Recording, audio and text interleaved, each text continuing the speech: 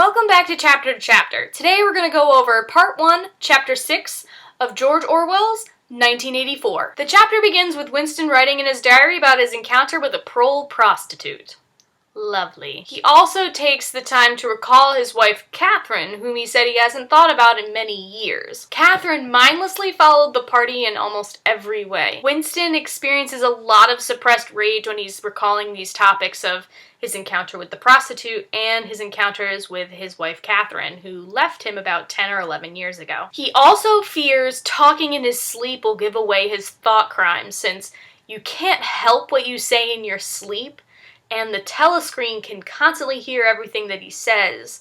So if he talks in his sleep about Down with Big Brother or anything about his diary, he's done. The setting for this chapter takes place in Winston's apartment in Victory Mansions. The new character we're introduced to in this chapter is Winston's wife, Catherine. She expressed total loyalty to the party. She only had thoughts of the party, only engaged in sexual relations to fulfill her duty to the party, which was to produce children. Since that didn't come to any fruitful childbearing, she left Winston 10 or 11 years before the narrative of this book. The theme for this chapter is oppression, and the motif is sexual repression. I'm going to go over them both at the same time since they tie in really closely together in this chapter. Girls in the party are conditioned from an early age to be completely and utterly celibate.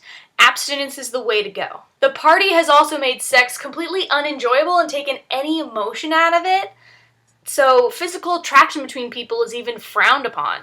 The only reason anyone in the party should be having sex is to make more children for the party. And even then, they can take sex out of the equation and just do artificial insemination so people can maintain their abstinence and celibacy. Marriage is no longer about love, mutual attraction, and emotional connection like it is now. In the party, it's temporary, joyless, and the pleasure and emotion have been taken away from these relationships.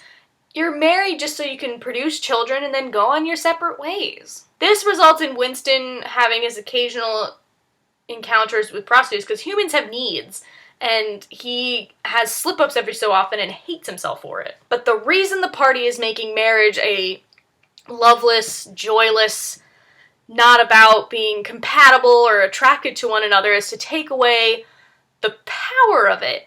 Because you'll be loyal to your partner, because you love them, you care about them, you want to spend the rest of your life with them.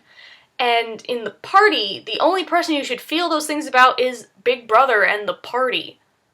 So if you feel that towards another person, your loyalty is no longer to the party. It's to your significant other.